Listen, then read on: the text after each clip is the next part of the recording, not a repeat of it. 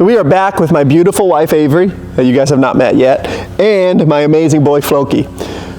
Avery is the one that rolls her eyes when I come up with these big ideas like this bridleless driving challenge. She is the one that is my realist in my life. She is the one that keeps me safe. She is the one that says maybe we should take one more step. She is the one in my life that really keeps me safe, right? She is. Right? And I think it's better for the horse. So again, she deserves a lot of the credit. To me, if not, I would have been trying to drive him a couple months ago. But Avery is keeping me on track, keeping me on pace. I think everyone needs someone like that in their lives every single day. Anyway, so we are here in the next session. And in this next session, I want to think about sitting in the cart. There's a lot of different ways you can teach that, okay? But for us here at Liberty, I want Avery to get used to being on Floki's side and Floki get used to Avery where they can walk and trot next to each other. And then if it goes well, then I'm going to sit in the cart and Avery is going to be in control of the direction, okay, and get him going with her. That way we're not just going straight from nothing, right, to driving. That's a big step that you miss. From me driving him to then putting weight in the back of the cart and driving him. That's a big step. So instead of going from just driving him, I want to go from we are going to help her learn to drive him. Okay, by the side you go for a walk, you go ahead because he was getting a little fidgety there. Okay, and then I am going to add the weight and she will be in control of Mr. Floki and he just has to get used to the weight and also not the steering at the same time. So we're going to watch them kind of just get used to them going around, get them used to going with one another, all right? Floki knows Avery. This is not the first time that Avery has been with Floki, and this is not the first time that Floki's been with Avery, all right? But I want you guys to see how we're going to start this bridleless so that, again, we're breaking it down for Floki that he understands what it is that exactly that we want, okay? Because we're giving a lot of opportunity to worry, to freak out if he's going to do that, instead of just jumping from step to step. Because those micro steps are a lot of times the difference between a successful ride or a successful drive or a successful session than just making big leaps all at once. Okay? And Avery was pretty nervous for me doing this. She probably is today. All right? But again, we have to continue to push the envelope when we feel our horse is ready. And I think that Floki is ready. He has not given us any trouble with any of this yet. It doesn't mean that he won't, but we feel like he's prepared as much as possible, okay, for these next step. So let's see if we can add a little energy to him. Let's get a little trot. Good. If you guys hear a kid crying in the background, it's just one of our young son or daughter. We have a three-month-old twins, and just we're so thankful for them. Good. That's really nice. So as you can tell, Avery really is comfortable with Floki, and Floki is really comfortable with her. And I think it's really important because my life will be in both of their hands when I trust them, when I'm just sitting back there and I'm a passenger. So we'll see if we can change directions, go the other way, and then we'll take a little break and we'll hop on in. Good. Really nice. Good. Should make sure that he can stop. We'll switch sides. We'll change directions. And we'll go the other way. And again, one of these days, I'm going to share why this driving bridleless and why driving is important to me in general. You know, I wasn't initially interested in driving. It wasn't something that I ever really had a big passion for. But I'll share that story with you, why that I love driving and why that I'm interested in it and why that we're doing this here in a session very, very soon. I think it's very important. And every time I get out here with Floki and every time I'm in here, short sessions, long sessions, and good days and bad days, I think it's important to remember why we do things, why we're in where we're in, and appreciating every single step of the way, because this has not been an easy journey by any stretch of the matter. I'm learning as I go. Floki's learning as he goes.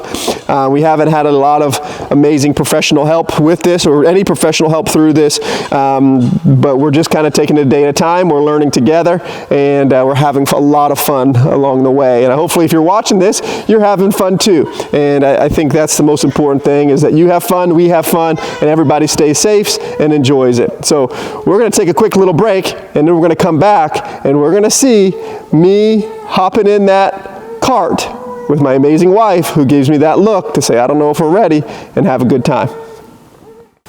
So we are back with Floki and Avery, and now is the time. Now is the time that we are going to sit in the cart. I say we, I mean me. All right, Avery's a little nervous. Floki doesn't look too nervous. I'm feeling pretty good. To me, the most nerve-wracking part about this whole thing was the first time I hooked him up.